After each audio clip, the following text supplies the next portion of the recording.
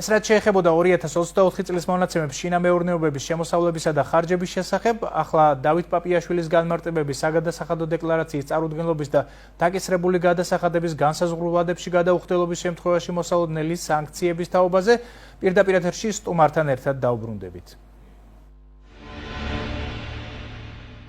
ქონების გადასახადი არსებობს ამ სახით ჩავთვალოთ, რომ არსებობს დაახლოებით 20 წელი, ხო? და ამ 20 წლის განმავლობაში არ მოხდა ამ 40,000 ლარიანი ზღვარის გადახედვა. ეხლა ახალი ამბავი არ არის, დაახლოებით 10 წელია უკვე ვსაუბრობთ ამაზე, რომ ყოველ წელს სულ უფრო და უფრო მეტი ადამიანი გადაცდება.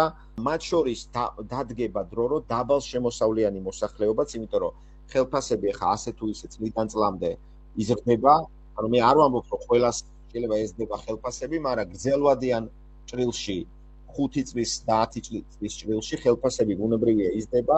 აქედან გამომდინარე, თუ ზღვარის აწევა მოხდება ამ მწვავე პრობლემას გარკვეულწილად უკანა პლანზე გადაიტანს, ხო? ეხლა სიტყვაზე არ ვამბობ, რომ სადამდე უნდა გაიზარდოს ზღვარი, მაგრამ თუ ზღვარი გაიზრდება, ეს ისე მწვავედ არ იქნება ყოველ წელს აღქმული ბევრი მოქალაქის მხრიდან, მაგრამ როცა ზღვარი არ იზრდება და როცა ყოველ წელს შეიძლება დამატებით 50,000 ადამიანი გადაცდეს, ან 30,000, ხო, ან უფრო მეტი, ხო?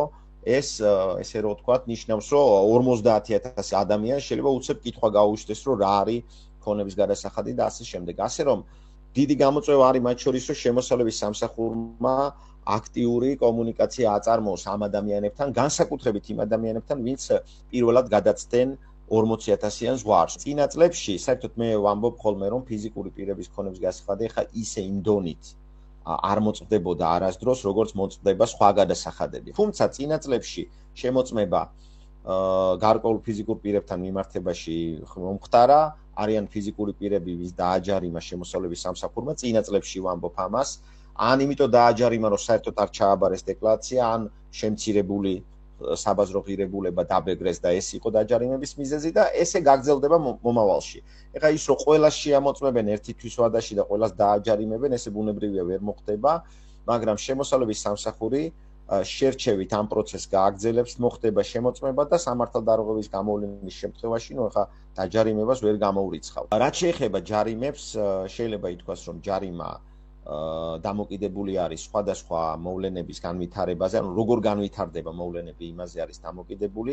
ჯარიმა შეიძლება იყოს დაუდეკლარირებელი გადასახადის 5%-დან 50%-მდე, ეს არის 5%, 10%, ზოგ შემთხვევაში 25%, ზოგ შემთხვევაში 50%-მდე შეიძლება იყოს ჯარიმა. ანუ მარტივად რო გითხრათ, რაზე არის ეს დამოკიდებული, ძირითადად არის მოვლენების განვითარების ორი სცენარი.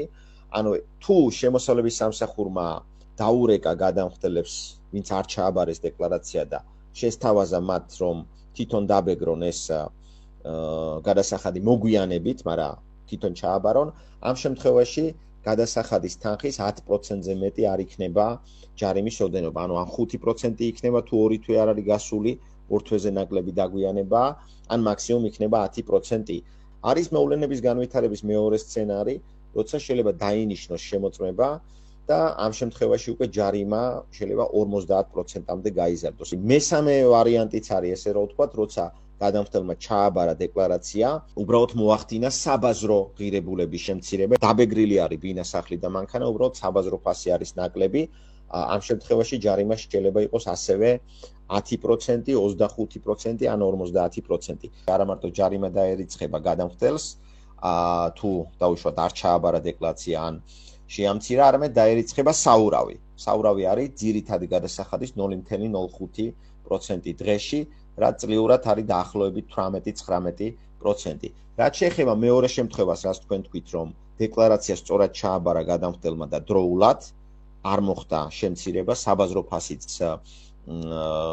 სწორად იქნა განსაზღვრული, უბრალოდ არ გადაიხადა 15 ნოემბრისთვის ეს თანხა, ამ შემთხვევაში გადამხდელს მარტო საურავი დაერიცხება, ანუ თუ სწორად დავადეკლარირებთ და არ გადავიხადეთ, დარიცხული სანქციის ოდენობა გვექნება საურავის სახით, რაც არის უხეშად 0.05% დღეში გადაუხდელი გადასახადის, ანუ წლიურად დაახლოებით 18%-ია ეს.